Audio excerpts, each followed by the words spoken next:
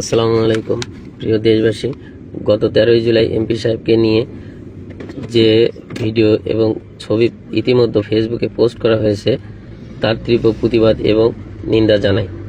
এটি সম্পূর্ণ সামাজিকভাবে হেনস্থ করা ছাড়া আর কিছুই না। গত 17ই জুন রোজ মঙ্গলবার আমার বড় মেয়ে মরিয়ম আক্তারের সাথে তার বিবাহ বন্ধনে আবদ্ধ হয়। সেখানে তার বড় স্ত্রী সহ আমরা সকলে উপস্থিত ছিলাম। বলো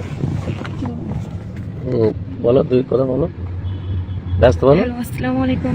সকলের উদ্দেশ্যে বলতে চাই যে যেটা করা হয়েছে সেটা ষড়যন্ত্র করে হয়েছে, আর আমরা যেটা করছি সেটা বৈধ, স্বামী স্ত্রী হিসেবে করছি। আর যেটা করা হয়েছে এটা ষড়যন্ত্র করে কিছু মানুষ হেনস্থ করার জন্য, সম্মানহানি করার জন্য এটা করছে।